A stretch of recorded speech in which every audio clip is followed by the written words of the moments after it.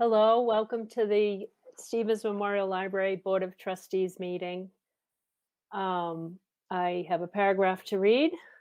Pursuant to Governor Baker's March 12, 2020 order suspending certain provisions of the open meeting law, GLC 30A 18, and the Governor's March 15, 2020 order imposing strict limitation on the number of people that may gather in one place. This meeting of the North Andover Board of Library Trustees will be conducted via remote participation for members of the public. Specific information, the general guidelines for remote participation can be found, I lost my place. By members of the public and parties with a right and or requirement to attend this meeting can be found on the town's website at www.northandoverma.gov. For this meeting, members of the public who wish to watch the meeting may do so on their televisions by turning to Comcast or Verizon channel or online at northandovercam.org. No in-person attendance of members of the public will be permitted, but every effort will be made to ensure the public can adequately access the proceedings in real time via technological means. In the event we are unable to do so, despite best efforts, we will post on the North Andover website an audio or video recording, transcript, or other comprehensive record or proceedings as soon as possible after the meeting.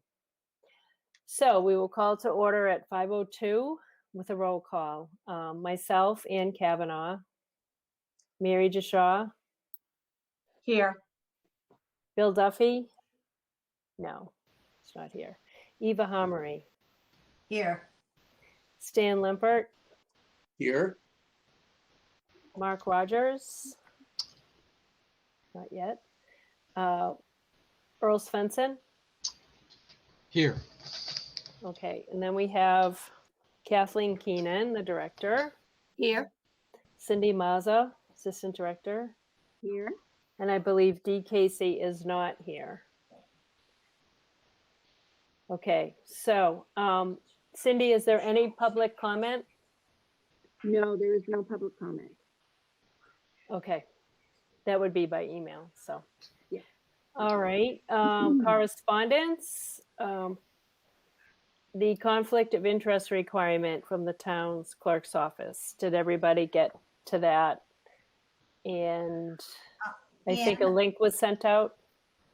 And I have a question. You said you did yours last year, and as I recall, I did mine last year also. All we need to do is upload it? Yes. Proof of that? Okay. Well, also, if you look on the town website link that Kathleen sent out the reminder, there's an acknowledgement form for everything that you just click on. And the actual form, I printed it out and I could sign it for all the items, like the conflict of interest, the open meeting law, and the ethics course online. And if you did do it last year, you have to upload the certificate. Did you save the certificate? Okay. Probably. So, yeah. All right. Thank you. All right. May I mention correspondence? It's here in my file. Yes. Hold on. I got a very nice note from Mary Ellen Osgood, who is a member of the Friends of the Library. She wrote me a very nice note thanking me for my very nice note that I sent to I sent to those members of the Friends of the Library who do a lot of work for us. And Mary Ellen was one of those people that I sent a letter to at all of your behest and on behalf of everybody on the board. And I just want you to know she sent a very nice note back. And so thanking us for the note. Oh, that's nice. Now you're going to send her thank you for the thank you? I might. I thought I would. Just personally, because I know her, I thought I would send her a note. Oh, I was just kidding, but okay. No, I'm not kidding. I think I am going to. Anyway, okay. So if she's watching, she should be surprised when she opens her mailbox. Okay. Okay. We also received 2 thank you cards, one from Dee and the other from Kathy Darby for the Bay State Chowder gift card and truffles. And they both, here, I'll just read them quickly. This one's from Dee. Dear trustees, thank you so much for the gift card to Boston Chowder. I love their soups and chowders. It is a pleasure and honor working with all of you. With thanks, Dee. And then Kathy Darby. Sorry, these are like sideways. Kathleen, thank you and the trustees for your thoughtful gift. I quickly enjoyed dessert. And will treat myself when I'm in the mood for something special. Kathy. So that's nice. The trustee guides are received if anybody needs one. Is that right, Kathleen, that you have a few? Yes, those were the little, they call them the trustees pocket guide. So it's a shorter summary of, they don't republish the big manual anymore. I think we had gotten these maybe a year or 2 years ago and everybody got one. So Right. It's the same one that we got before. They haven't actually updated it, but they did have some more in stock. So I said, well, let's just have extras if we need them. Okay. And the last bit of correspondence was a Vanguard shareholder report online notice, which was sent to Mark Rogers. But I think that's a pretty common thing that's sent out. By the way, Yes. oh, there he is. Well, if you want to. I've been texting Mark the link, so I see he's looks like You're going to he's just bombard joined him us. right when he gets on, or do you want? Oh, did you add him on, Cindy? He's Yes, I up- did. Yep. Okay. he's- Mark Rogers is joining us for people watching.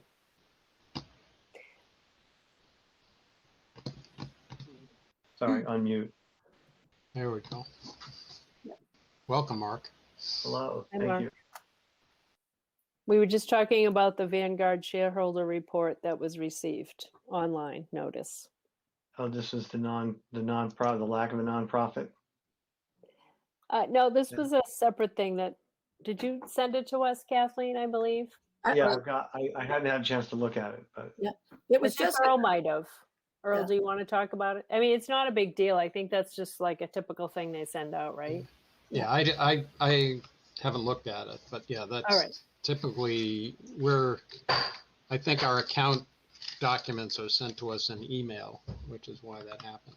Right. But I didn't get it, but I don't Yeah, think they but I have don't no think it's email. something that has to be shared with everybody. No, Okay. it's available on the web to anyone. Right. Okay, so we'll move on to reports. And as you saw from the emails that Kathleen sent, we're trying a new process to organize ourselves and to maybe improve our efficiency, especially with doing this virtual thing. So the first thing is the action item list. And most of you got that. And what we're trying to do is map it into the agenda. And the way it will work is Cindy and I will generate the action item list a few days after the meeting. And then I will follow up with most of you, hopefully, like mid-month, 2 weeks out, to get an idea of progress, and then also as an idea of what we would want to add to our next meeting for the agenda. And I'm trying to. Kathleen gave it a shot. I mean, she did it this time with the mapping it. The first column is the agenda item, and so it maps nicely. And so anything that doesn't map on that, then we'll find another time to talk about it. But otherwise, it should fit nicely into our agenda. So hopefully this will be a nice process that we can follow going forward. So we all know what's expected. What's that? And I have to say, it makes me look like a slacker because there are no updates for my action items. Well, I know mine too. My But bad. I will say Kathleen and I have been working on the purchasing of the blinds. And I think you guys heard that in our last meeting. So, Well, we can add that into your committee report Yes. under the building committee. Yeah. So we could add a 4D in that column, perhaps. mhm. So, and then the other new thing is the motions log, which was Stan's idea, which I think is great because how many times have I gone back through my old minutes and agendas trying to find like, when did we do this or when did we do that? So it'll just be a handy reference for us and also a reminder of what we did vote on doing. And I'm trying to see. And then also some of the action items, big things, we can decide to break it into a few meetings and it'll just help us be more organized and hopefully get more accomplished by following up and staying on it. So that's all I have right now. And the other thing is like the action item, we will try to slot it into the agenda so that it will help keep us more focused and that we're talking about it at the right time in the meeting. So I will hand it over to Kathleen for her reports. There are not a lot of really specific things to bring up. We do have a couple of things happening with the building. The Waterfield engineers have gotten started, and our latest activity was they inspected the sewer lines coming out of the building and I shouldn't use the word sewer lines, they're the water drainage. So there are catch basins around the building and they needed to make sure all of that was in place and operational before they started any kind of construction on the stairs. And that looks like a good report. Steve Foster actually had a company in who did a video camera scan of them and they came back with pretty positive results, which was really good news because if it was a problem, then it would have added to the cost of the project. So that's the first good piece of news there. Otherwise, just general things are happening. So this week we're due to have the roofing company in. We needed a roofer who specializes in clay tiles and they're due at the end of this week. We just have a couple of places where there are a few tiles we want looked at. And then tomorrow we're supposed to have the Suprema representative in. Suprema is the company that did the flat roof for us. And we get an annual inspection. When we pass that inspection, it puts our warranty in good stead for another year. So this nice spring weather really has proven to be really good news for us this week for the roofing work to go forward. I think that's generally things around the building. The other thing is around staffing. We still have two open positions. One is the weekend custodian, which we haven't needed. The other was that we had a library assistant position that we are converting to a library department assistant. One of the things that's become really noticeable in the past 3 years is how much more administrative work there is. The more staff there are, the more payroll, the more vacation requests, the more charts to manage. And as we've gotten more money to spend on materials and the building and projects like these buildings, that administrative process has gotten to be more work than we can fit into the 18 hours a week. And Cindy and I have been picking up a lot of that work, which leaves Cindy and I not necessarily able to get to all the other things only we can do. So we've worked with Town Hall and we've worked with the unions, and the position will be advertised shortly. So you'll see an advertisement, hopefully by the end of this week. It will be listed as a library department assistant. They will be working on payroll and accounting and all of the administrative record keeping that we're trying to keep up with. Kathleen, to what do you owe the increase in payroll work? Well, we have 23 staff members, And while the Munis system does do many things, it does not do many things at the same time. But is this incremental to the way it used to be? Oh, yeah, yes. So for instance, when I first came, we sent paper timesheets to town hall and they entered it in. Now we do all of the direct data entry. The same thing was true for payables. When I first came, we sent all the paperwork down and it was entered someplace else. So part of the process is just more work has come directly into our building. So things like actually doing the entry into Munis, doing the entry for both payroll and for the purchasing, for instance. And the purchasing process each year seems to get a little bit more complicated. I'm not sure, maybe we weren't using the full functionality of Munis before, but the more things you put inside Munis, you spend more time in that system, putting in data, running reports. And for us, it's the primary tool for when we're doing the research for proposing the next budget. And one of the things that really brought it home to us is that we have a wonderful department assistant, but it's an 18 hours a week position. And unfortunately, recently she was ill and had to be out for a while. And Cindy and I had been making do and filling in for a lot of things, but filling in for her completely just told us exactly how much work she had been, shouldering for us.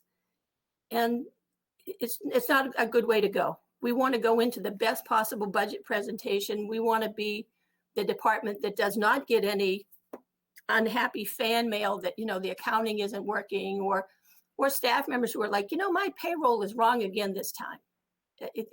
Those are important things to get right every time. And if you get it right the first time, it's a lot less work than going backwards. So it was a hard choice for us because we always have, preferred that every position is customer or patron facing. But to be realistic, for Cindy and I to move on to the other kinds of projects, we need to make sure that that foundation is really stable there for us. When I told the existing library department assistant we were considering this, she had a mask on. When you can see extreme relief on somebody's face and their face is covered with a mask, you can tell how much they're like, oh my God, you noticed. But this must be going around town, right? Because other departments must have been pushed to do their own entry, their own stuff. It seems a little fragmented and maybe inefficient, but it is what it is, I suppose. Yeah. Well, and I'm not sure about other departments. Other departments may, some of them do have a full-time department assistant. Some of them might have 2 or 3 part-time assistants. No, I was referring to the incremental load, which used to be done by town hall, which is now being farmed out into each department. Yeah. Without giving them more. Without giving them resources, right? Yeah. Kathleen, does this position have more hours now? It'll be an 18 hours position. So we'll have 2 department assistants, each doing 18 hours, which for us is a huge jump. I mean, we've doubled the ability to keep up with things. Well, and I'm assuming that, that it's better to have 2 part-time people so that if one is out, the other one is at least there to help cover. Yes. Rather than make one a full-time position, like sometimes. Would the current department assistant want more hours, or? I'm not sure. Not gonna be an option? We haven't passed. Actually, back in 2018, we tried to make this a full-time position. It's very difficult to get a full-time position. We had a much more realistic chance of getting 2 part-time positions than 1 full-time one. Well, and then there's the benefit thing too. And then also you have another person to, yeah. Will these 2 part-time people do different jobs or the same job? We've been looking at the work, and I'm working with the department assistant. Her name is Lisa. We're looking to split it so one person focuses more on the municipal accounts payable purchasing side, and the other person will, focus on the personnel aspects of the paperwork, but they're cross-trained so they can support each other. And I'll be honest that the learning curve is probably 4 to 6 months. So in the very beginning, they're going to be working together very closely so that, we have, when we're done, we have 2 well-trained people. But and will one they, pick up for the Will other. they- will they will they be be there in at at the the- same time? Um, They'll be together in the beginning for some training. Of course, we're trying to figure out how we do that with COVID safety protocols. But eventually, the schedules will be more split. One of the things that could help us, for instance, right now, payroll closes Saturday night at midnight. We do payroll processing on Thursday. And then we are open Friday and Saturday. So every Monday morning, we had to scramble to fix up the last 2 days of last minute changes.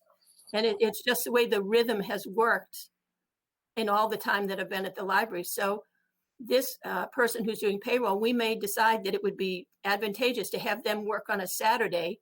And that reduces the constant Monday morning scrambling for any last minute changes for weekend time.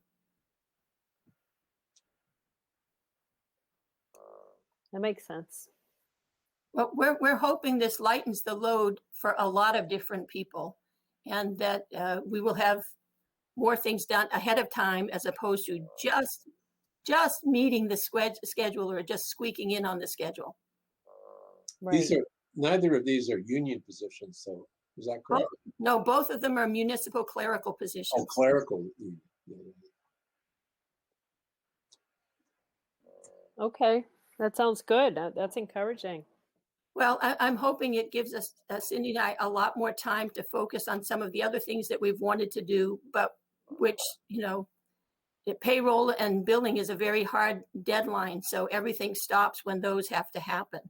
And that's been one of the struggles for us, that I will say Cindy routinely gives me a couple of extra hours, often at the end of the day, as well as picking up other stuff.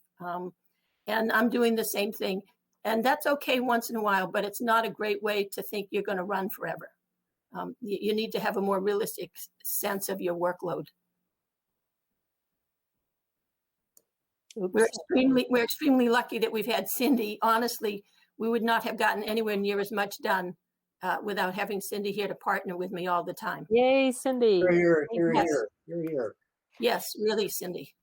Thank you. Anyway, so the one other thing I will report is I did follow up, thanks to doing the motions and the action items. I realized one of the things that we never closed the conversation on.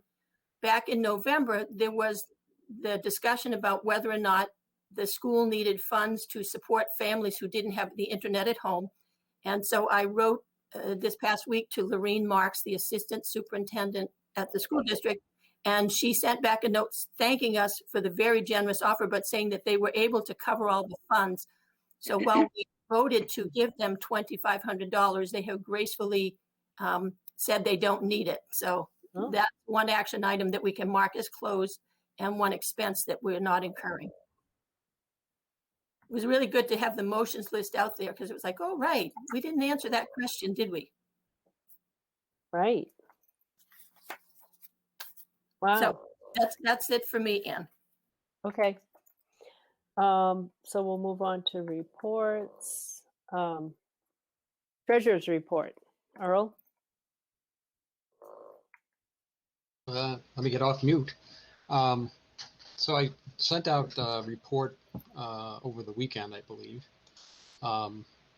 As of March 19th, it shows a chart that shows the growth of our investments since kind of the low of March 2020. Currently, our investments at Fidelity are a little over 900,000.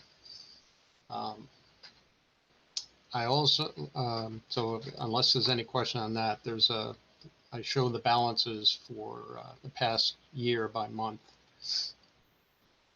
I also, the next page, have the checking register, if you will, checking report, written report. Cindy asked a question, which maybe I can explain if anybody's interested, but if you look on the report, there's a column marked C between payment and deposit. And I just wanted to explain the codes, the letters. R means that check has been reconciled with the report that comes out of the bank at the end of every month. Is that what As the we bank were statement- talking, you're I'm talking sorry. about I'm sorry, Earl, that's the bank statement itself you mean that you reconcile? Yeah, R for reconcile. In other words, I'm able to match it to the checking account statement we get from TD Bank. Okay, good, yeah. This, Thank you. so we talked early, before we get on, there was a question about accessing the TD Bank. So I can look at it every day, although I don't. I only look at it when I'm preparing the treasury report.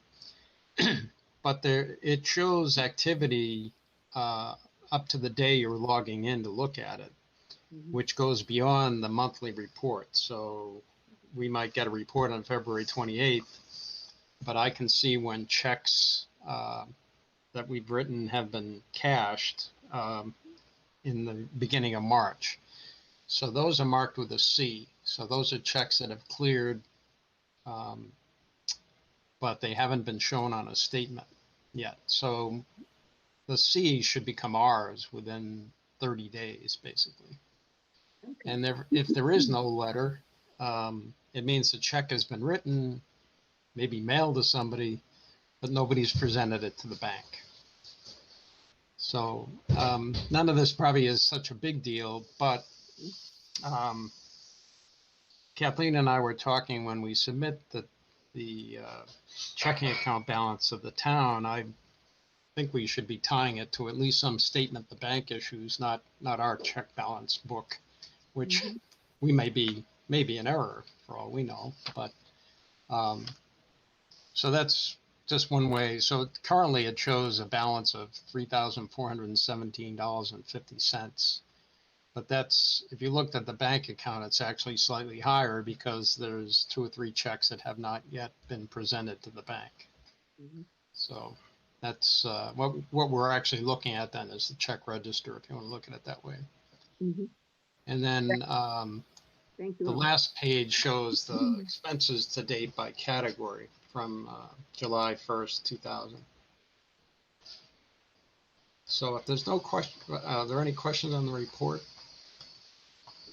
It's a question for either you or Mark. When looking at the number for the current balance of the investment account, I'm now thinking we definitely need maybe a multiple quarter average of stuff, because that just looks too good. You know, we want to sort of put some reality into that number. So can we do a 12-quarter average or something to sort of bring some reality to the $910,000 in the investment account? Yeah, so you want to explain that a little more? I mean, I can take the numbers that are on there and average them. You know, I mean, and I'm parroting things that I've heard endowment account managers say, right? So have I done this? No. They have used for the number that they take from the endowment a retrospective 12-quarter average, which takes into account highs and lows in the account, right? So that, you know, you're not just basing your withdrawals from the endowment account on last quarter, which would be like, in our case, highly optimistic, and you go like, oh, this is great, let's take out a whole bunch of money. When if we looked back, like you said, it didn't look all that good last March, right? So I think that's the point of the 12-quarter kind of rolling average of the performance of the endowments. But we can find out more about that if you want to. Does that make sense? So, Mark, does that make sense to you? I guess it's a very conservative way of looking at it. I guess I understand why one might want to do that, but the past performance doesn't predict future performance. No, I understand. So I'm at loath to hang my hat too far on. Okay. I mean, it could be the reverse could happen, right? We could be in a down market, and those could be up years.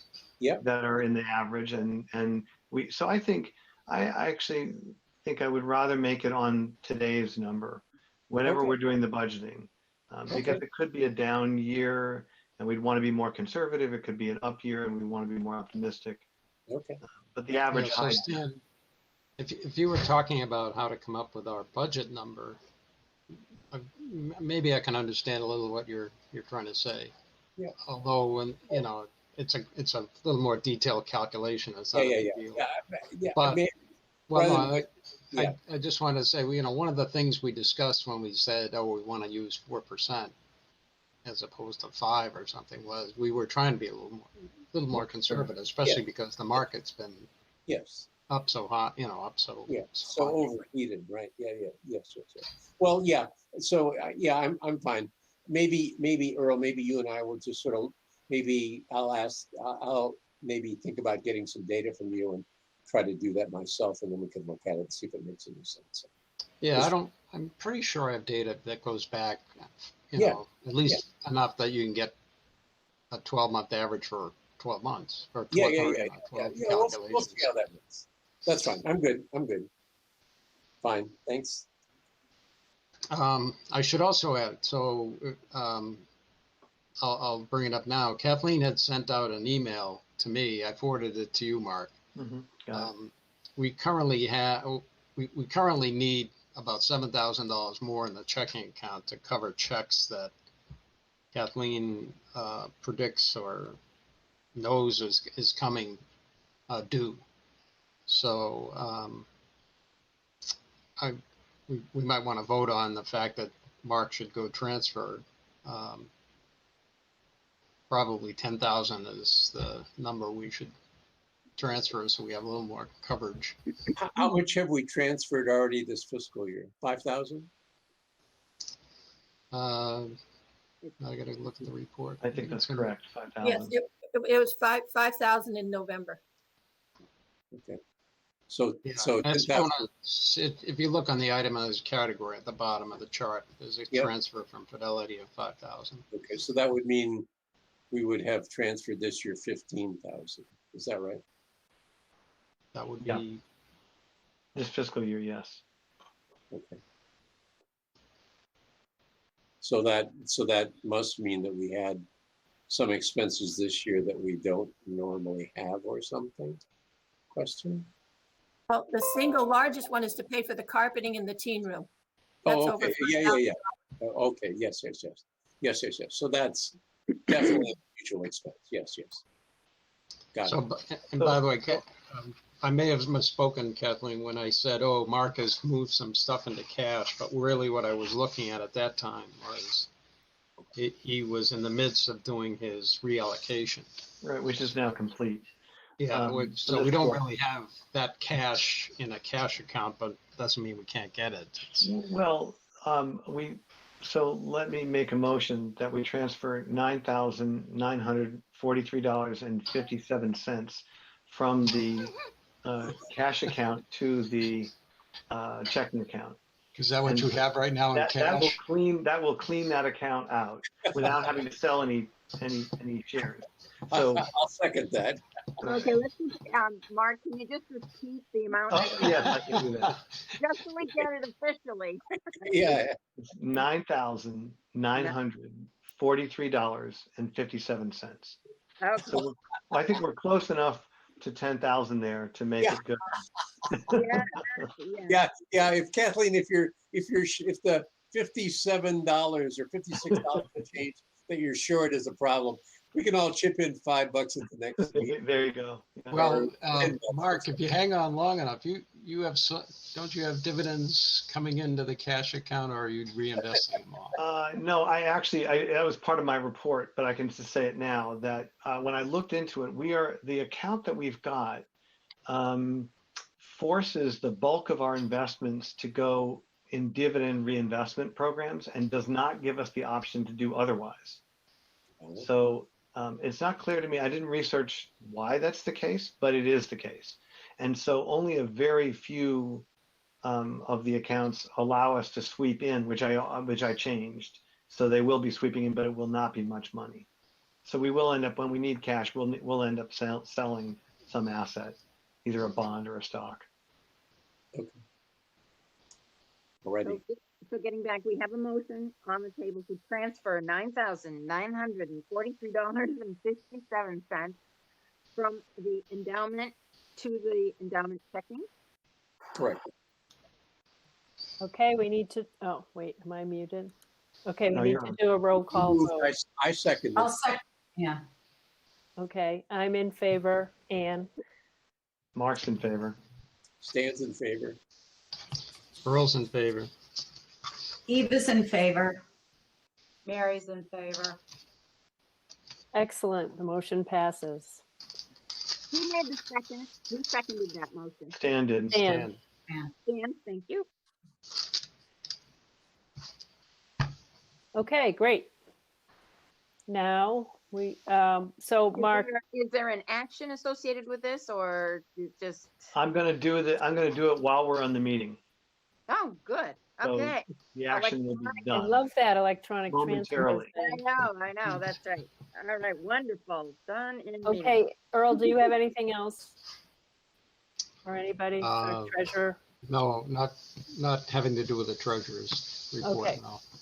So committee reports, the investment committee, Mark, if you have anything other than the policy, that the investment Yeah. policy that's actually under old business, it's not yet. Okay. Yeah, so just two little things, and I've already mentioned one of them, which is a dividend reinvestment that we are sort of forced by the structure of our account to reinvest. So that's one thing. Let's see, what was the other thing I wanted to mention?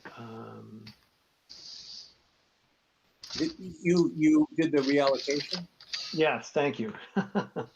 Yes, I finished the first quarter reallocation of 6, and built, and I just plugged it into the model that I built to do that. It will depend each quarter on the then current pricing, just so everybody's aware. I'm not putting a value, striking a value now and reinvesting that no matter what happens with the market. So when the new pricing comes up, I'll reallocate 1/6 of the amount that we decided and go ahead and do that reallocation. What's the current allocation since you did this? Yes, let me pull up my worksheet. It's just now approaching 65% stocks, and the remainder bonds.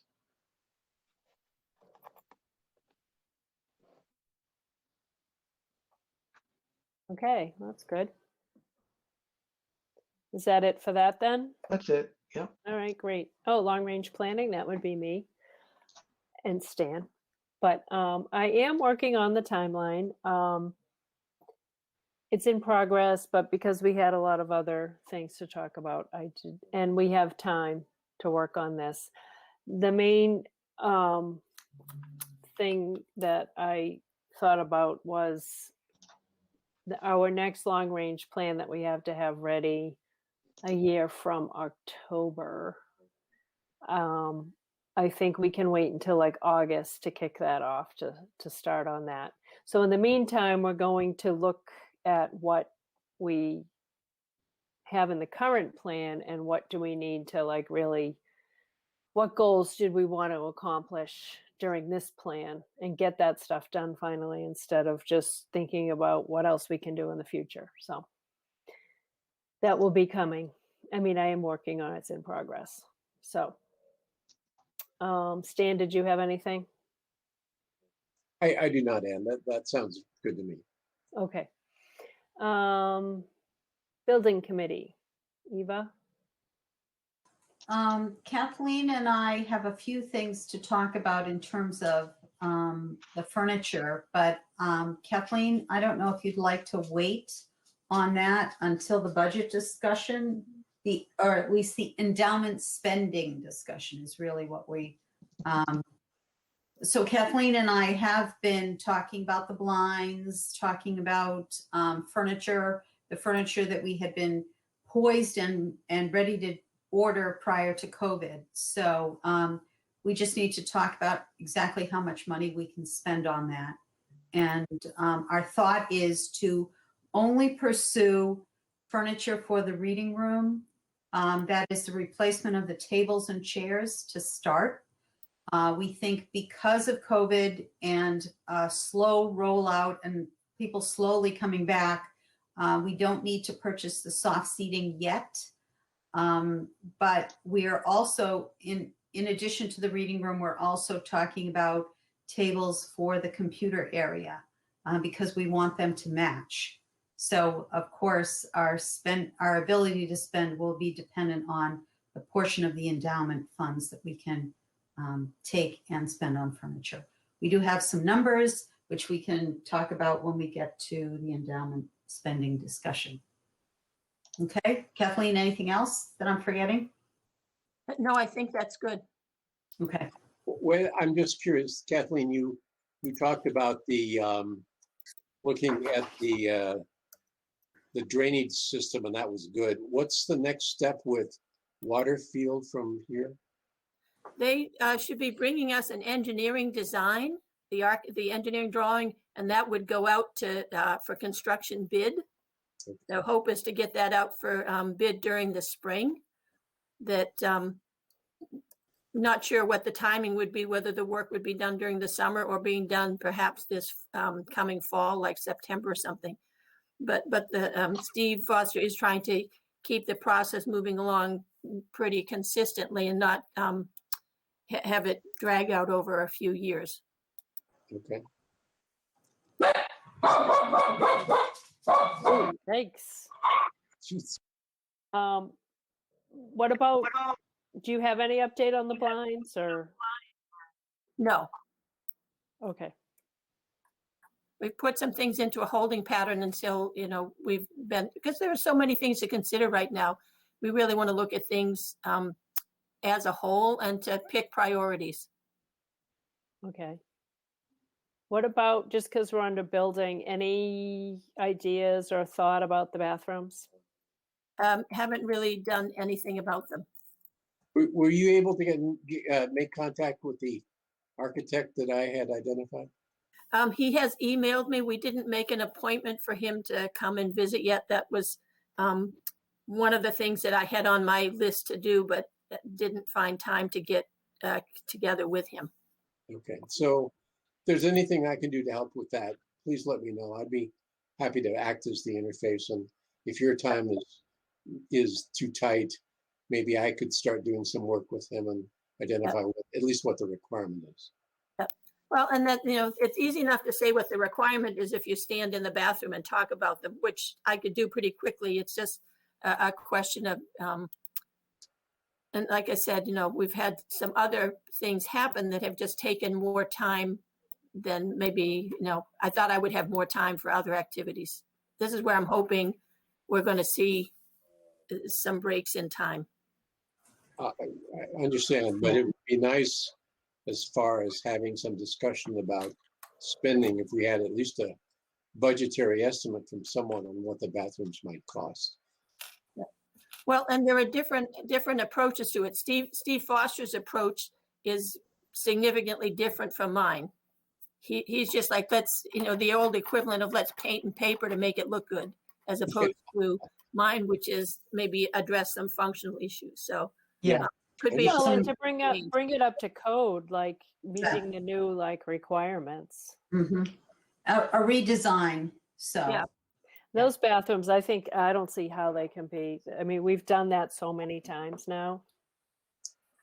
And it has other issues too, with kids getting in there and getting into trouble and stuff. So anyways, okay.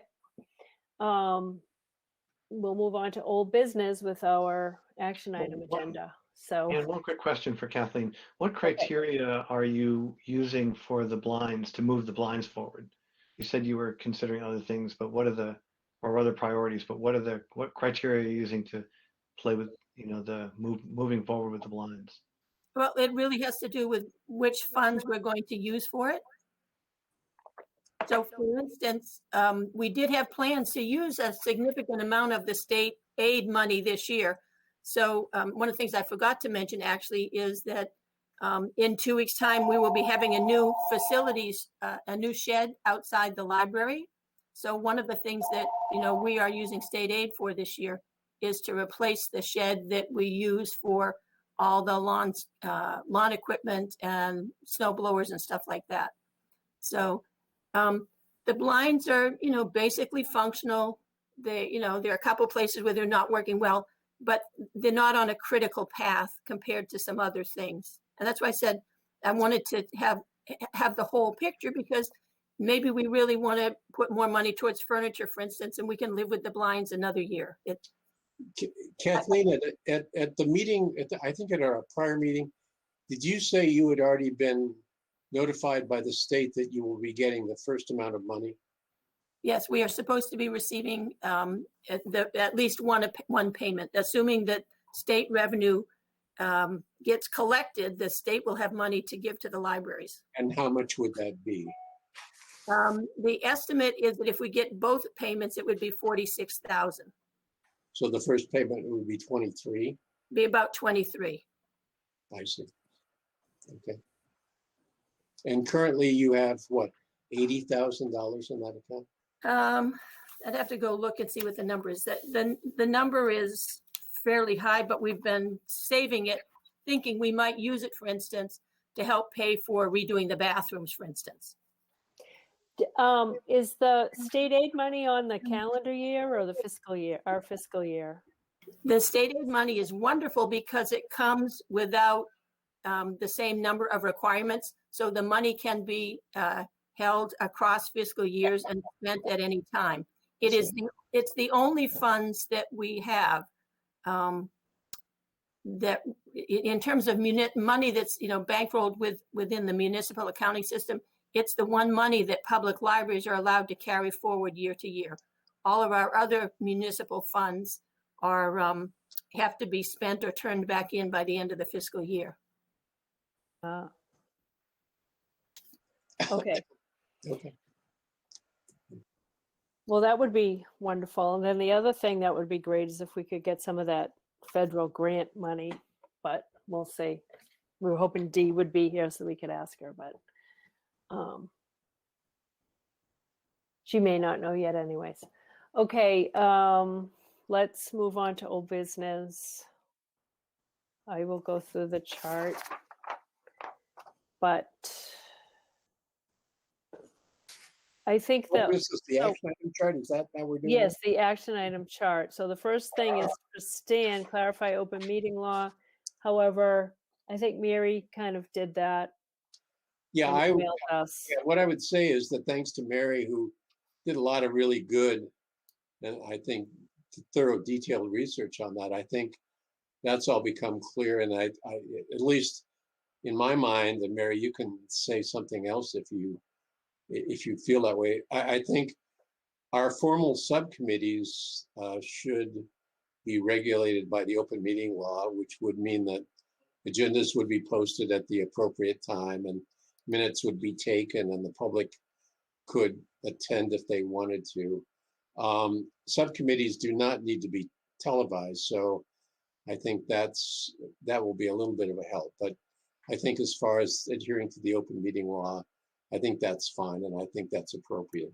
So I think I appreciate the work that you did, Mary, to really sort of keep going back until you felt like you'd gotten the right answer on that, and so I'm fine with that. I think that's the right answer. You've given us the right answer, and Yes. that's what we can do going forward. So Yeah, thank you, Mary, for that. That's a relief. And so now we have to just, and then I guess it was a little bit different, but there was something in that the open meeting law certificate like the manual that was posted on the town website. So that's helpful because I couldn't imagine like every subcommittee in town having a meeting on CAM, there's not the capacity. CAM does not have the capacity to do that. So right. they can't. So and that's the only groups that, I mean, it's now defined in the bylaws. I mean, they made a list, right, of the groups, the committees and boards that have to be televised. Subcommittees are not on that list, right? So it's very clear. There's no question. Okay. So, I guess it's time to talk about the endowment funds investment policy that Mark sent out. Does everybody have that? More importantly, does everybody have the version that Stan updated? Yeah, Ooh, and I think I do. I think not everybody got it. So Stan, yeah. you had created it in Google Doc, and when I tried to forward it, I was not able to authorize other people to share your Google Doc area. So Ann, Stan, and Mark have it. I'm not Is sure. Stan's does it have red edits in it? Stan starts with Stevens Memorial Library as opposed to Stevens Memorial Library College Foundation. Oh yeah, I have it.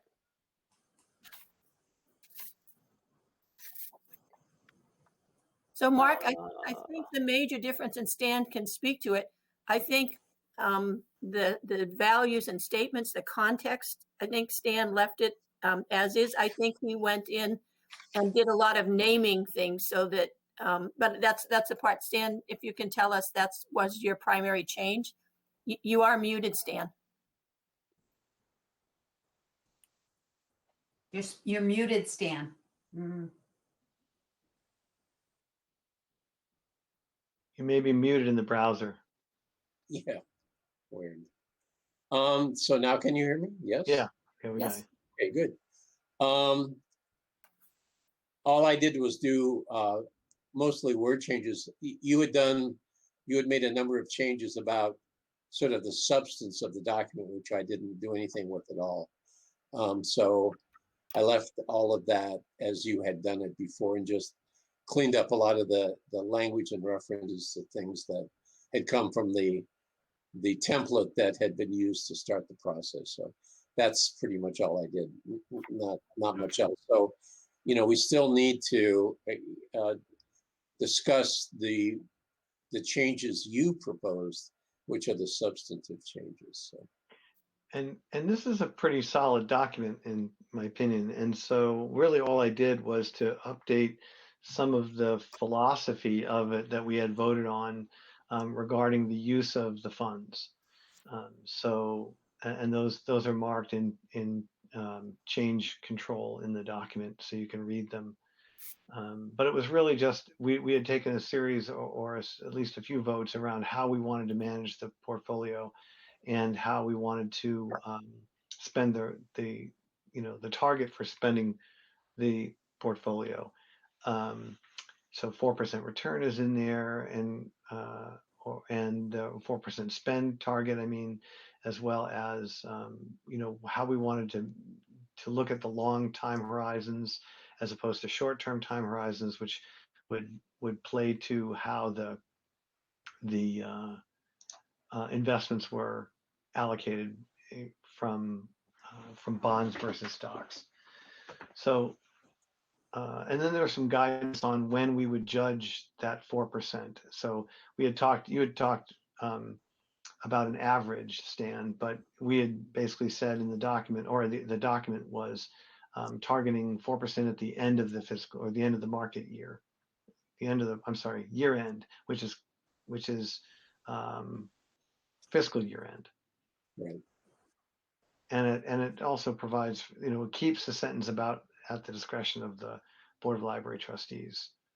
Right. So we have a target, but it's a soft target based on the performance. So it was really just keeping what I thought was a pretty solid document up to date with the most recent initiatives and votes that we've taken.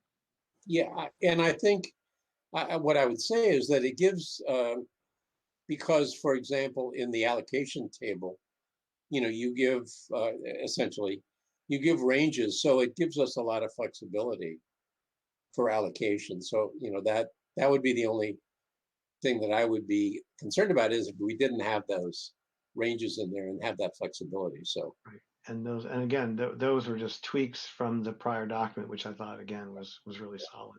Yeah, that makes sense to me. The only thing you might go back and take one more look at in light of some of the things that we voted is that the baseline, do you want to change the baseline numbers, not the ranges? You know what I mean?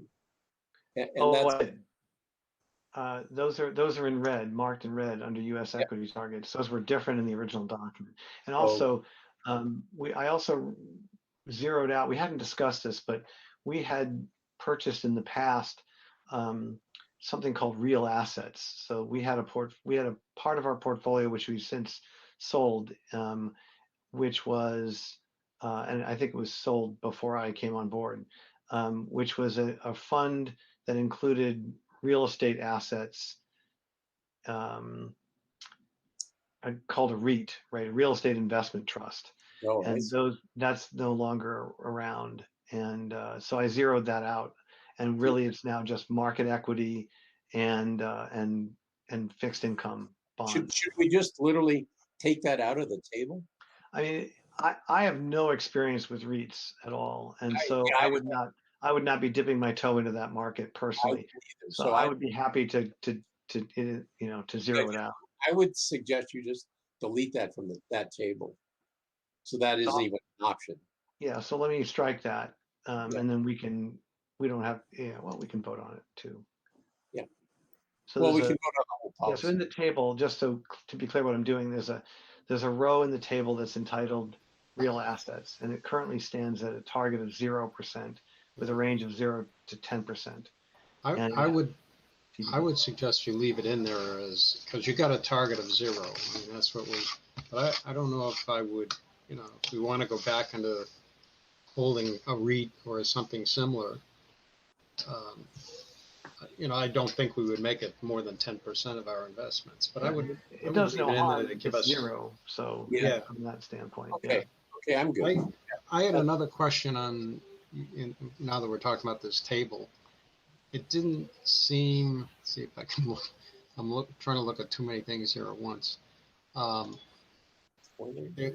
range didn't seem to match the target of one of the. Oh, you're right. The U.S. equity. U.S. equity, yeah. It said 60 and then the range. It needs to be changed to 60. You're quite right. Good catch. Yeah. Or, maybe you want to make it 55 to 75 to give yourself some leeway. That was my only question. Somehow I missed something. By the way, one of the real assets we had in the past was Swedish farmland. Yeah. So there you go. You never know when that's going to come in handy. Yeah. I can't imagine that being something I'd want to hang my hat on. No, a little risky. Yeah. Other than that, if you cleaned up that range, that's good. I will do that now and send out a new copy to everyone. I have a question about the spending policy. So we'll target 4% of the portfolio's year-end market value for the year ending June 30th.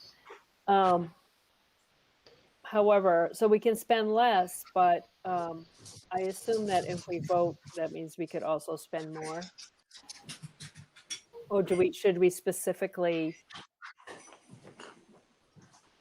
we target that, but should we specifically state that, it's under this discretion that we are allowed to spend more if we vote to do that? Yeah, let me No, look. they're going to sit here and beg me because they need treats after they come in. Come here.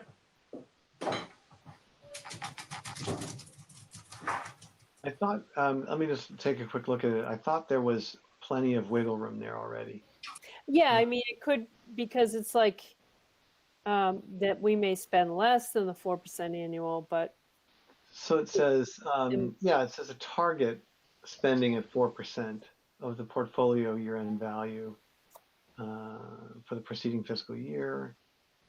At the discretion of the board may spend less than 4% annual maximum. So, I mean, just because we Just said it could spend less, but so can we say that we could also spend more? It's like up to us. I mean, it kind of implies that by a target, but since it's stated about the But you're minimum. right. It also says less than the 4% annual maximum. So, so maybe, yeah, let me think about how we would reword that. I get your point. If we use the word target instead of when it says 4% maximum, if we said 4% target. There you go. Yeah, I think that solves it. More or less, you want to spend more or less? Yeah, you could say that. Yes. Yeah, that would clarify it. And then also, my one other thing was the spending policy would be reviewed annually. Is this the place where we would put in that we would want to come up with a budget, like an actual budget by for the November annual meeting? Why don't we actually replace spending policy with the spending budget will be reviewed annually?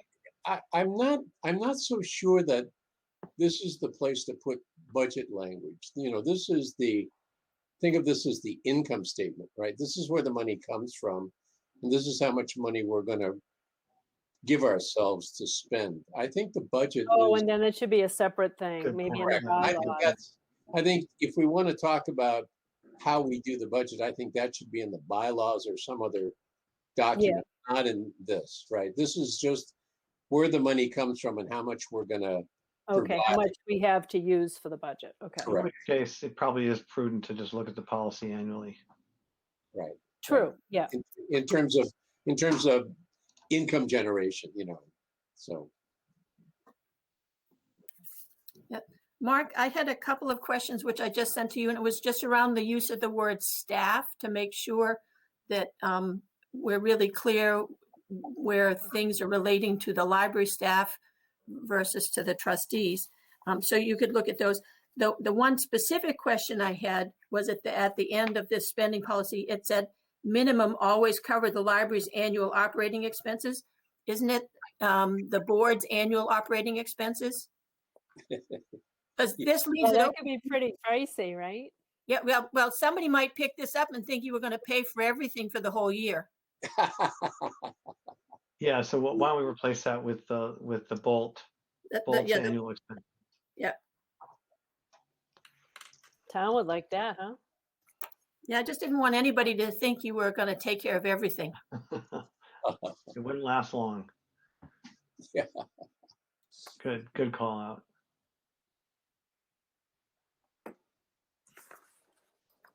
So Okay, for go our ahead. then Mark, you're going to send out a new corrected copy, and we'll have that on the agenda for the next meeting then for the formal vote.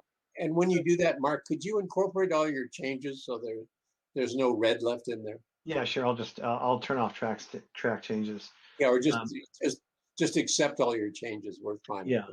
And you do have there is a note in blue here, Bolt treasurer, or it says, or the investment advisor.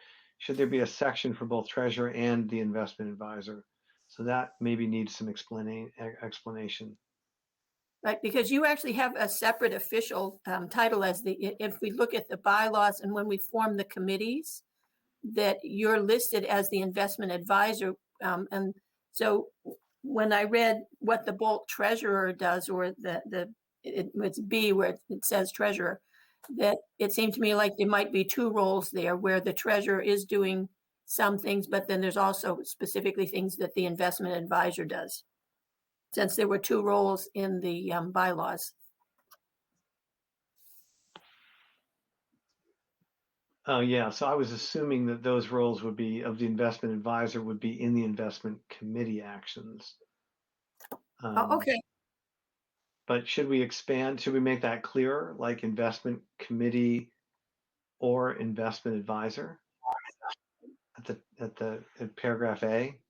I think you might want to stick to the committee. I think if you put in an investment advisor, I think that might be a little ambiguous because it implies an external advisor like we've had, right? So I think sticking with the investment committee in all cases, at least doesn't introduce that ambiguity about an investment advisory. Okay. I think I'll just review that, remove that comment. Yep. And leave it at that. Yep, that makes sense. Okay.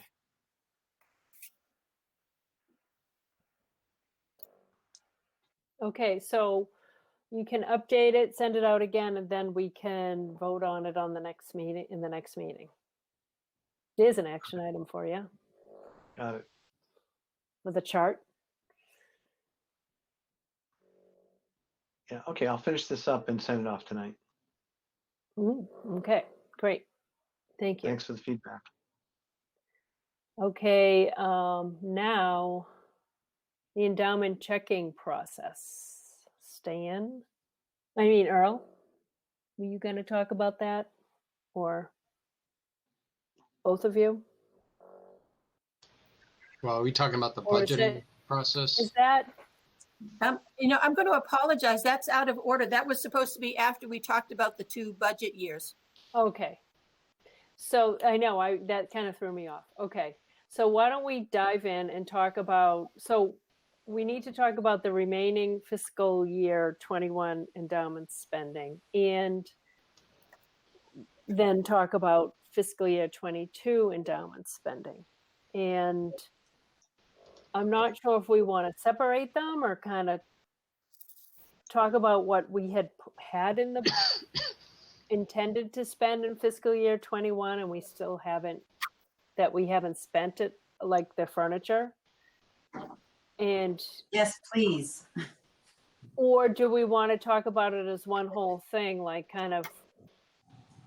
Well, let me just Clarify, Stan. let me just start by saying, when I was thinking about trying to participate in this discussion, I went back and looked at some of the documentation, and I realized that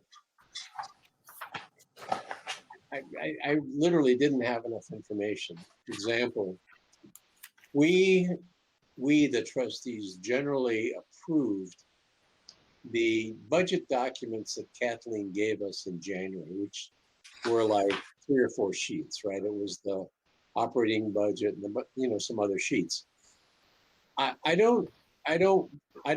didn't necessarily think at that time that we were sort of explicitly voting on spending money on some of the items that were on that sheet, even though others may have thought that. I just thought we were like agreeing, yeah, that sort of looks good. Let's try to do that, rather than making an explicit motion saying we're going to spend $20,000 on furniture or something. And I think that's been the case probably in both years, where we had numbers like that in a report like that. And I don't know that I thought that we were actually making a motion to spend money based on that. So I think that's just something where in the future, we need to be more clear about that. And we probably need to, for my benefit, it would be helpful to clarify that for FY22. Having said that, we did vote to spend $35,000 from the endowment in some specific areas that were based on how we saw the money being available, from books to staff betterment to unrestricted. So we did vote that, but that was not necessarily allocated to any, we made some suggestions in a subsequent budget, but when we voted the 35,000, in that motion, there was no specifics about how we thought the money should be spent. That's kind of the discussion I guess we're going to have now. So I just think we need to go back, and if we need to make a bunch of motions to sort of clarify all of this, maybe that's what we need to do, make some motions about spending stuff. So if we want to spend $40,000 on furniture, we could make a motion to spend $40,000 on furniture if that's the right number. But anyway, that's sort of where I sort of started to get more and more confused when I looked at the documentation that I had, because I, at the time when we had talked about it, didn't think of those as explicit motions that we were voting. Well, the way and then I also was looking back on those spreadsheets about what we had talked about spending. And I think, given that we did vote the 4% for, I think, like fiscal year 21, and we subtract out what we've already spent, and then we have fiscal year 22, like another 4% of like that 910,000 or something. And we may even decide, because we've had a number of things that we've talked about doing now, we may need to have like a catch-up year where we even spend a little bit more than the 4%.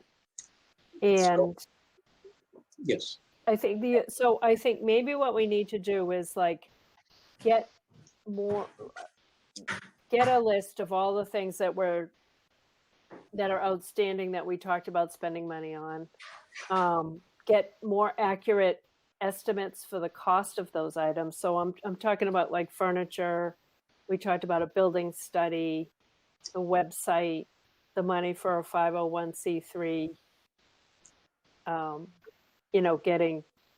Getting that designation, and maybe the blinds, and then maybe we look at all the sources of the money, like endowment money, and what you're thinking, Kathleen, about state aid money. Kind of look at all the sources again, which you kind of do in the budget meeting in January, and then possibly think about what we could maybe fit into a category.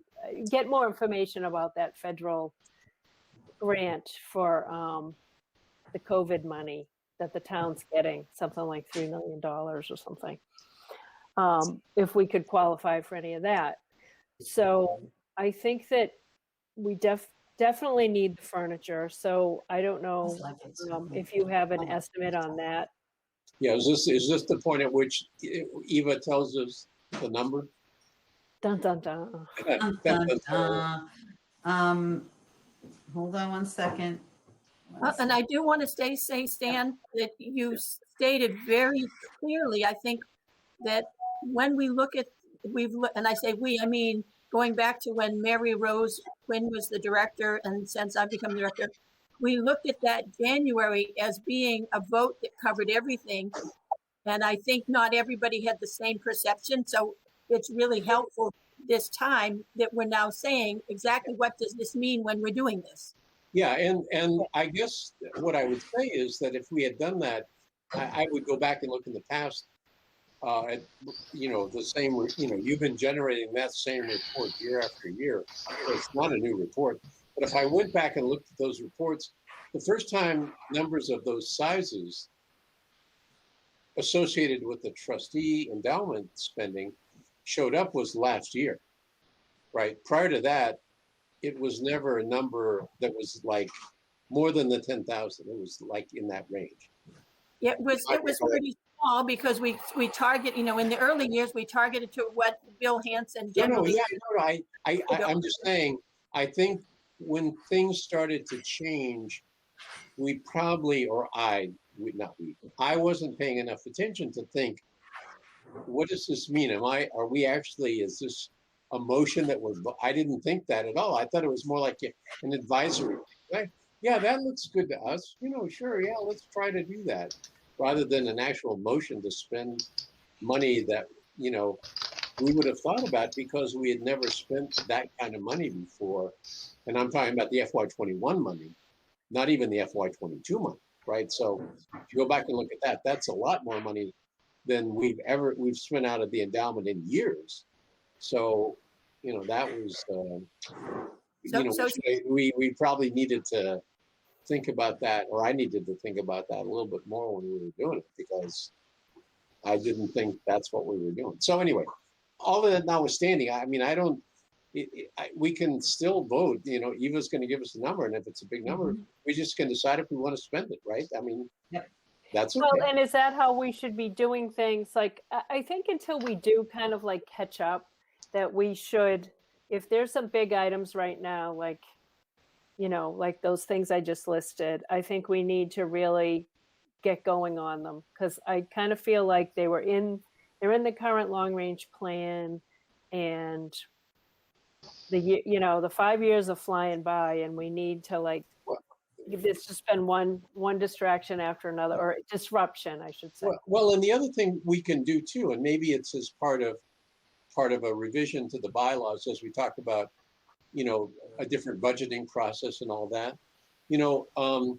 We should relieve Kathleen of the responsibility for being the contingency bank for the library with state aid funds.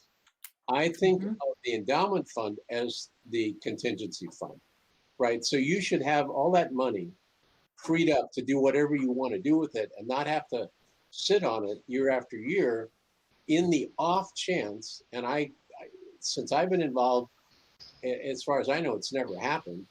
Something doesn't happen and the money doesn't show up, and you need $10,000 to spend on computers or something. I don't know, whatever it is. I think of the endowment as that contingency fund if needed. And so you shouldn't have to do that year after year, set that money aside, for contingencies. You should be able to spend it on stuff, whatever you think is needed in the library, like bathrooms or whatever, blinds, you should be able to spend that money. And so, that's something we can also talk about when we get to the bylaw revisions and budgeting, is how we would do that, and how we would, every year you would tell us how much money we should be thinking about in terms of a contingency, if it's 30 or 40 or 50,000, whatever the number is.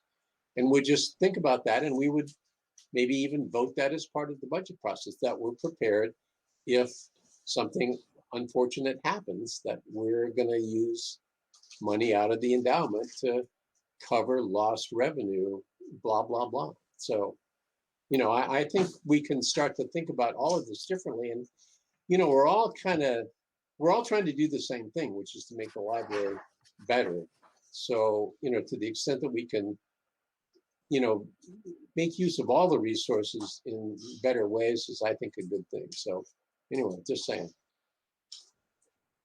That's my story. Yeah. You can do it, right? Mary, you raised your hand. I thought Ann's idea of making a list, determining what the cost expense is associated with that, and then sort of like parsing it out to the various funds as to, the Duchesne money can't be used for a lot of stuff, but other money can.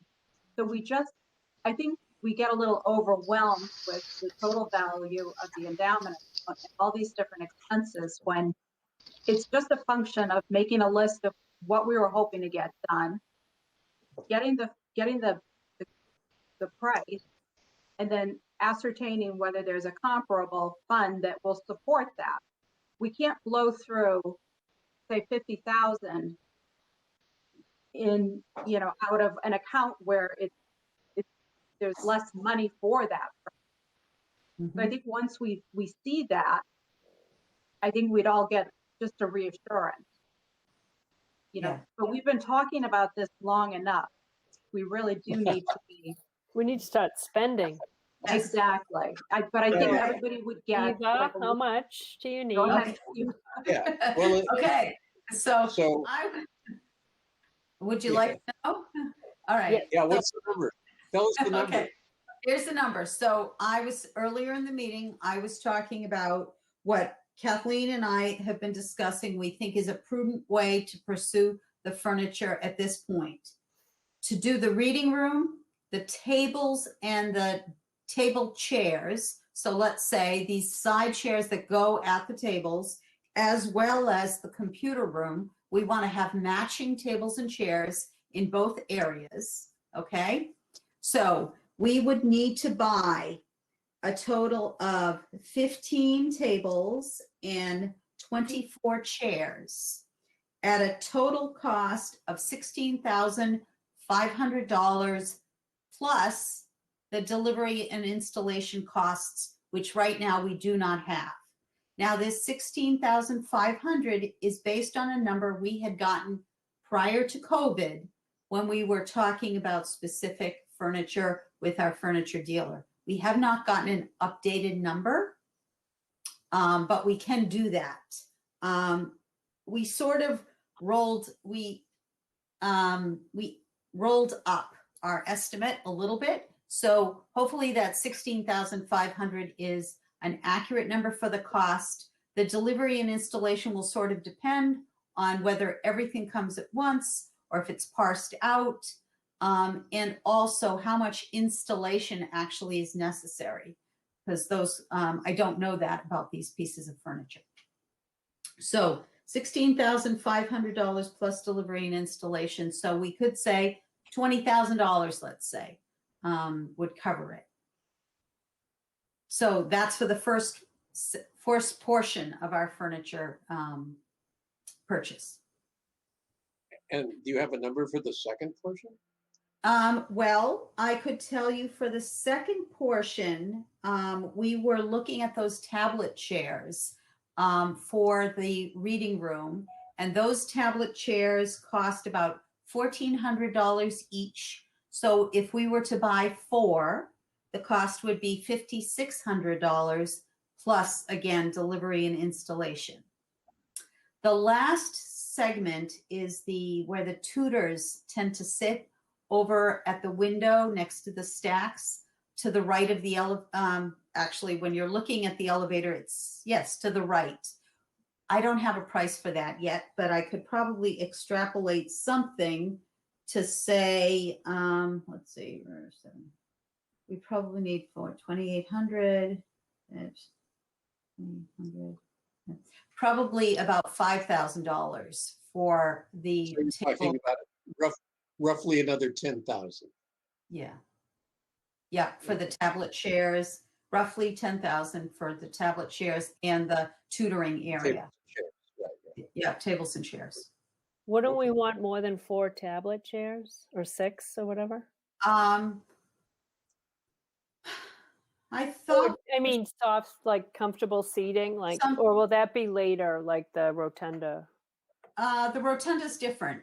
We don't have the plan for the rotunda yet. Kathleen, was I correct in recalling we had sort of talked about just 4 tablet chairs to start, or am I misremembering?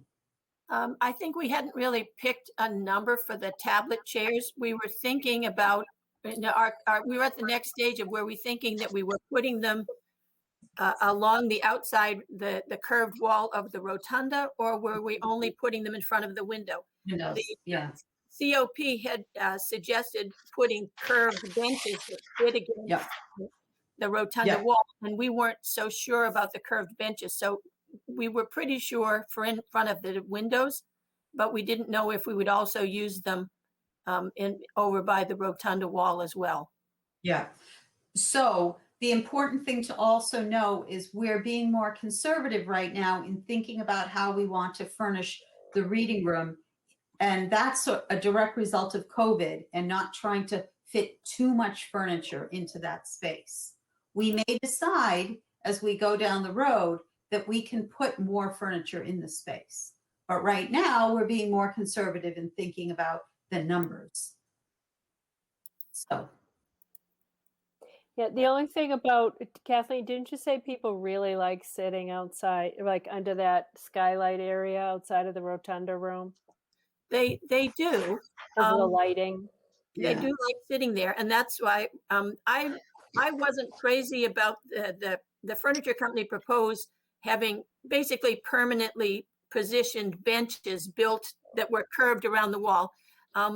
Because we've used that space in the past for performances, like when we did the Bill Hansen dinner that night, if you build in that kind of furniture, you can't move it anywhere, which is why I like furniture that, it's individual seating that you can pick up and you can move someplace else.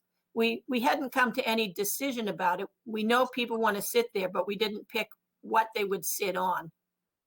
Our most recent discussion, though, was after keeping in, Well, keeping in mind the feedback that we received when we had people do the surveys and when they were testing the chairs.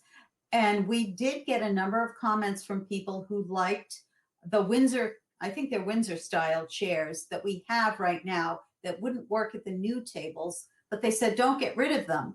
Well, what we thought for the short term at least is we would take those and put them along that round rotunda wall. So the people who really like those, who may be some of the elderly, they found them comfortable and easy to get in and out of. So we thought we could put those along the wall and sort of kill two birds with one stone, because we're getting rid of those ugly upholstered chairs. Somebody's at the door.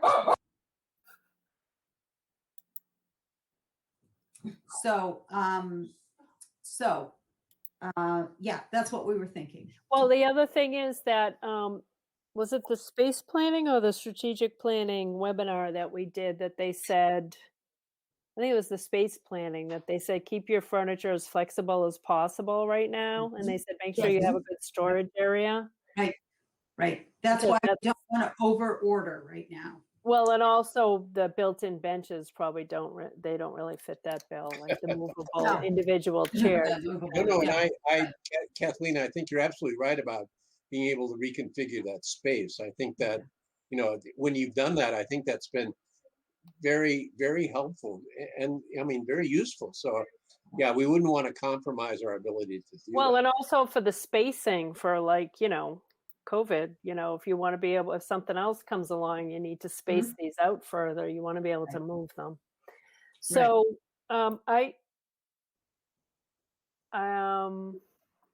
so as of right now, do we need to, what would the next step be? Like, I want you to be able to move forward to order these.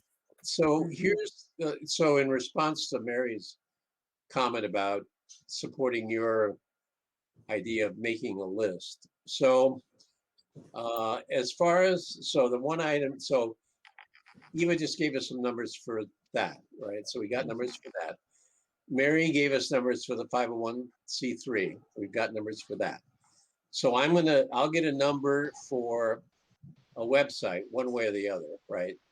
And Kathleen, I'm happy to work with you to try to get a number for the bathrooms between now and our next meeting, just a rough number.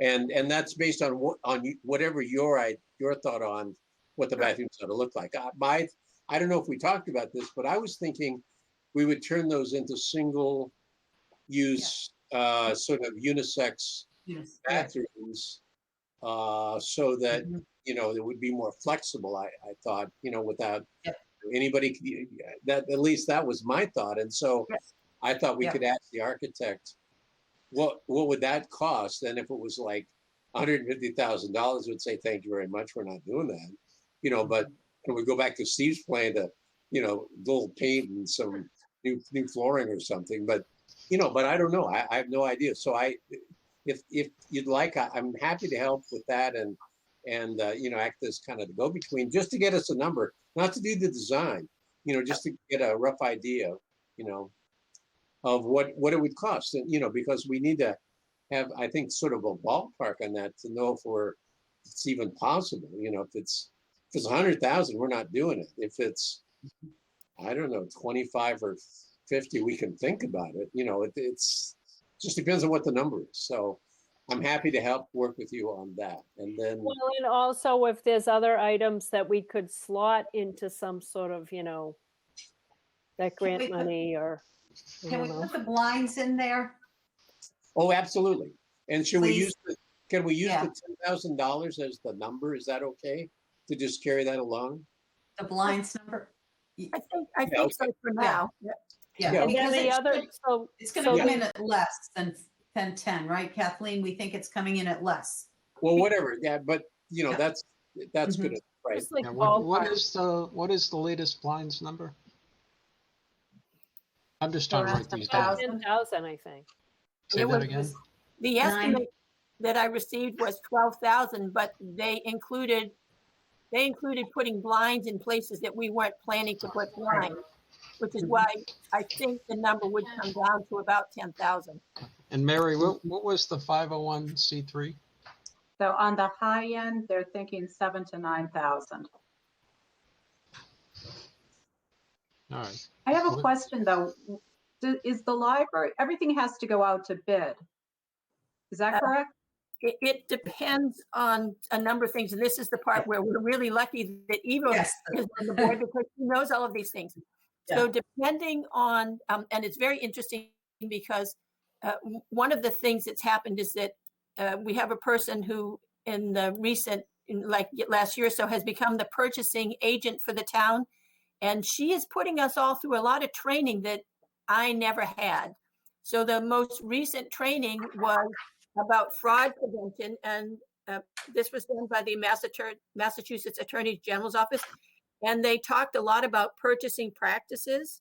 Mhm. So the one thing that that I hadn't heard of, but hadn't really understood completely, there are dollar limits. So at 10,000, and by the way, there's also the purchasing laws split between things like just purchasing versus construction. So if the purchasing is around construction, like the historic steps, it's a whole different set of process where Steve Foster, God bless him, is our expert, thank goodness. Around the bits and pieces like furniture and paint, the other processes are a little bit easier, but there are dollar thresholds. So one of the thresholds is that if it's over $10,000, you need to go out and get at least multiple quotes, if not do a public bid process. But if you plan to spend, $10,000 or $12,000 year after year with the same vendor, you need to treat it as, even though the money will be paid in different fiscal years, you have to treat it as if you were going out for $50,000 to begin with. And when you hit that 50,000 number, it's a different set of rules. Yeah. So these are, as Kathleen said, I'm a MCPPO, that's Massachusetts Certified Public Purchasing Official. So I have my accreditation in that. And as Kathleen said, there are two chapters, Chapter 30B and Chapter 149. And Chapter 30B is what pertains to us and what we need to do here. And so again, the $10,000 threshold, fortunately, as she said, with the blinds, they're going to come in under 10. The original bid was over 12, but that was more than what we wanted. So it'll come in under 10 and we won't need to bid it out. The furniture will need to. Fortunately, like I have experience putting together these bids, and I have access to all the state contract lists. So we'll be able to, for the furniture, secure 3 bids from the state contract list. And we can actually specify that we want national chair type such and such or the like. And then that will cause us to get bids for what we actually want, not some other type of furniture. So I know how to do that and how to advertise and all of that stuff. So I'll push that whole process through. That's lucky So for us. my question, Eva, is if we spend state aid money, I understand all of that, everything you just said, I understand. Yeah. If we spend our money,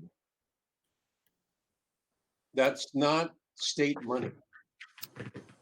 Why do state laws apply to that money? I think there's 2 parts to it. One is that you're still on that town tax ID number, which gives you a gray area. And the other one is that what you're purchasing is for the municipality. So it gets a little. I think that's the key, that it's for town building. Okay. Yeah. Okay, that makes sense. Yeah. I got that. Okay. But Kathleen, that certainly is a compelling argument to get off the town tax ID. A very compelling. You've given us yet another. Well, it will get you out of the gray area. There's lots of places where it becomes a gray area for you. I think you'll find that there's a lot of independence there that, and truthfully, the board hasn't necessarily needed it in the past, but I will be very praiseworthy of you that, we were only spending 10,000 because we were just in a holding mode. And as you new members have joined, you've started looking more to the future. And so, of course, when you say, let's spend money, I'm delighted to hear it, but you're also thinking in a very thoughtful way about spending it. So I feel like this is really good progress for us. We're kind of maturing along the way here. Well, and the other opportunity I think we have in doing this is, without agonizing over each of these small decisions, to show some positive movement in the library is good for everything. I mean, it's going to be an encouraging thing to show change, positive change, new furniture, new blinds, whatever it is, the new teen room, all of that. When people come back into the library and start looking around and going like, wow, they've made a lot of really good changes here. That's going to be kind of a good help for us to sort of encourage people again to start taking another look at the library. So, without getting all concerned about the specifics of what we're, gory details, anything we do is going to be a help. It's going to improve our rep with the community. So I think that's all good. And I think we should do it. I think one of the things everyone's going to notice right away is the lighting. What a difference that lighting makes. Right. Interesting. Yeah. And next is the carpet. Yes. In the teen room. The It teen room really is carpet is something. pretty, yeah. I just It think is it looks something. awesome, like It's having awesome. all the stuff taken out. It looks so much cleaner and Yeah. sleek I do and need to give, open. I do need to give us a time check. Bill Robert at the cable station reminded us that there is a finance committee meeting at 7, so we have to be done before 7. Okay, so do we need to vote on the furniture spending at this meeting? Will you need the money before the next meeting? I mean, I feel like we already did vote. I think it would be smart if we could vote today rather Okay, than. let's make it, because I'm looking, if we did vote, it was a while ago. I mean, it was listed in the spreadsheet that Kathleen had as phase 1 furniture money, 20,000. However, I think, why don't we make a motion to just do that for now? And then in the meantime, I will make a list of all the items we've discussed and follow up with people. Cindy, I'll send it to you for the action item list. And then each item, a certain person will be responsible for getting an estimate. And then we come up with a new budget based on, I think, the spending for fiscal 21 in fiscal year 22, given that we've only spent like $7,000 or something from. All right, before we vote, as your treasurer, I just want to give you a couple data points. Okay. To date, we've spent about $8,000 fiscal. Okay. And looks like we're going to spend in the very near future $7,000 more. So by the end of June, we're probably going to be at somewhere around 20,000. I'm guessing, based on a run rate, maybe a little more, maybe a little less.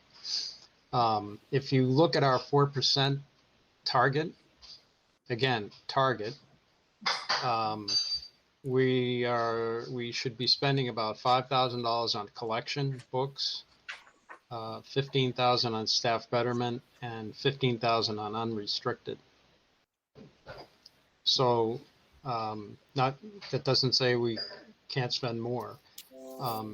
One other question I would have, given that data, is when we are the trustees in agreement that we're going to pay for all the furniture as opposed to maybe using state aid money?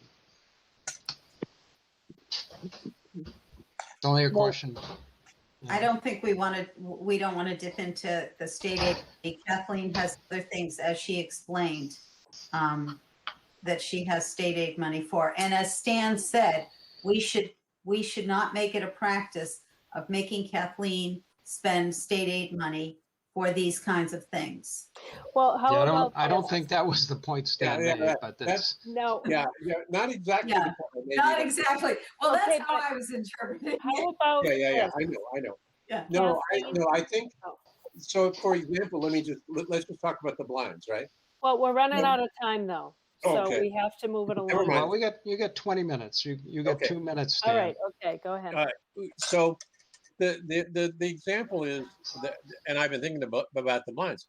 So Kathleen's money is essentially, the state aid money is essentially in a savings account. It makes no interest.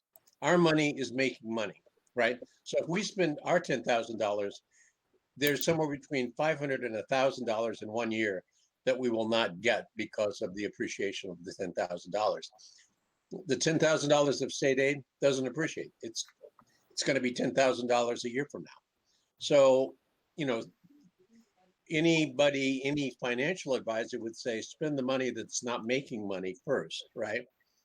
That's what anybody would tell you to do, and keep the money invested that's making money for you until you need it. So I understand that's not something we want to get carried away with, but judiciously, I think we can look at that the two types of money, state aid money and endowment money, in different ways for different expenditures, and not get carried away. The point I tried to make earlier was, Kathleen, you felt the need to essentially sequester a bunch of that money in case you need it for things that have to happen in the library if other revenues don't come forward. But the endowment can be your contingency fund for that, and so you don't need to do that with your state aid funds. That's the point I was trying to make. Period. So what I would like to say, and it goes back to Anne and Mary said it as well, that with this full list, that we list all of the things, and Mary mentioned this particularly, we look at the various sources that we have for money and say which is the best source for each of the activities, so that, and honestly, I'll tell you, if you look back at the budget that I brought in January, that's what, and by the way, that's what I was shown by Mary Rose. So I've tended to stick with Mary Rose's practice. It made sense at the time, and we haven't had these kinds of discussions. But that's what the attempt is, bringing in those budget charts each year, is to do this. I think it's great that we go ahead and do it again this time when we're thinking about it as a little bit more explicit vote, as Stan said. So the only thing I would ask for a vote for today is that we know how much money we have for this furniture, so we could go ahead and try to place the furniture. Everything else goes on that list to be considered for some future point. And the reason I say about the furniture is that at some point, and I don't think it's right away, we're going to start having people back in the library again. It would be great to have ordered the furniture. And if it's 8 weeks or 12 weeks to get that furniture, it behooves us maybe to get going on buying that first set of furniture. And everything else, like I said with the blinds, it can wait. There's no critical path there.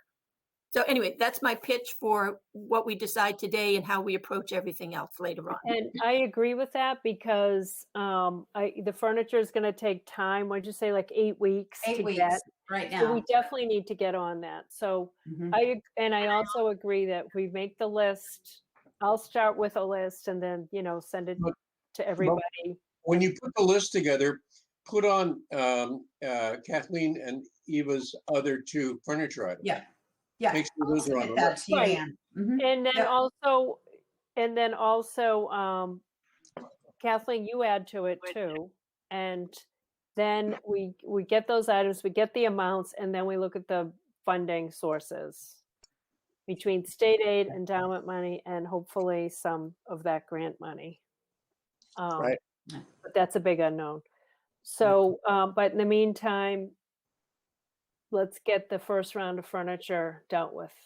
And we did have that on, we did kind of already vote on that, I think back in 2020. We intended on doing it last year, but then COVID hit. So let's just go with that for now. So may I make a motion to refresh that motion from 2020 for the purchase of, let me just read this, furniture for the reading room and computer room. That would be tables and chairs to total $20,000. or hopefully or less. So, yes, that's my motion. Can you just say, Eva, could you Yeah. just say that one more time? Yes. This is to refresh a previous The motion from 2020. 2020 refresh, okay. Yeah. I don't know that there is a procedure for that. Why don't we just call it a new motion? A Yeah, new let's motion? call it a Okay. new one. Make And okay. I'm not totally sure it was actually a motion either. Oh, if it wasn't, then it wasn't. Okay. Well, I Okay. don't know if it was an exact amount. I mean, we had Okay. several discussions about buying furniture with endowment money, but Okay, so the motion is to Motion. excuse me, purchase furniture for the reading room and the computer room. Computer area. The Yeah. computer area for a total of 20,000, not to exceed 20,000. Is it there? Yes. You wanted to say not exceed? Yes. Well, Yeah. yeah, okay. If that makes everyone comfortable, I'm hoping the delivery and installation won't bring it over 20,000. So, Okay. should we say of approximately? No, No, we not, should stick to not to exceed. not to exceed. Okay. that's fine. Yeah. Okay. That means Eva can go back to the vendor and say, hey, I got We 20,000. only have 20,000. Yeah. Hey, Yeah. if you can't put them in our building for, Take two 20,000. chairs out. Right. Right. Mm-hmm. Yes. I'll second your motion, Eva. Thank you, Stan. Okay. We'll vote on it. Roll call. Ann votes yes. Stan votes yes. Earl votes yes. Mark votes yes. Mary, yes. Eva, yes. Okay, great. 6-0. Thank you. That's great. Thank you for Really, thank you. getting on that. All right, so we will get that out as an action item, the list. Yes. And if anyone has ideas of what they want to add to the list, or I don't know, run it by Kathleen perhaps. Well, didn't Stan put together a proposed budget with He stuff did. on it? Yeah, I mean, It I don't was know. like We the might, website, the furniture, Yeah. outreach, 501c3. And So- we also last year, we were about to meet with an architect about a building study, which is in the long range plan. So we may want to put that on the list also, I think, for space should. needs. Oh, and maybe some landscaping. Oh, I could think of all sorts of things. Okay. Man, stop. Hey, which big, right? stop, And Melissa told us to make a Stop. library. We only master. have 12 more minutes. We got to get off. We got to get off.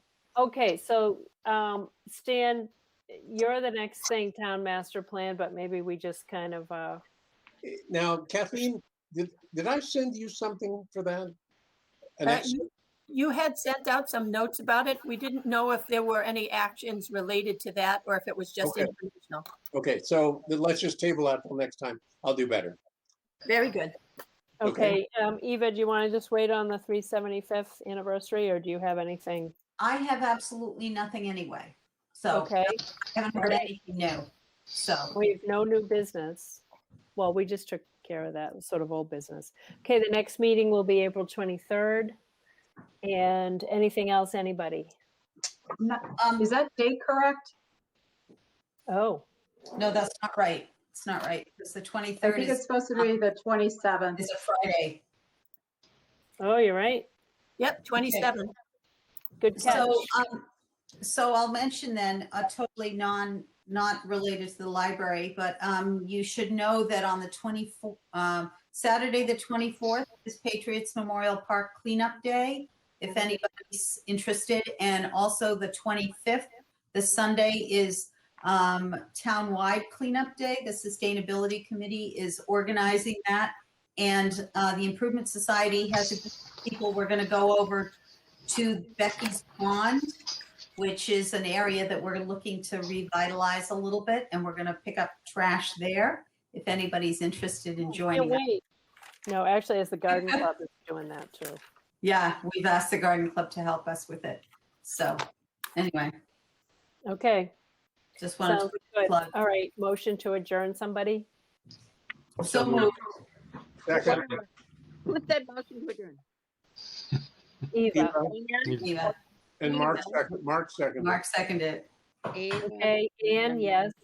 Stan, yes. Mary, yes. Earl, yes. Mark, yes. Eva, yes. Okay, Thank you all. we're adjourned. Thanks, Thanks, everyone. everybody. Really, Thank you, Thank you, everyone. guys. thank you very much. Thank night. you. Night. Okay, bye. Bye. Bye.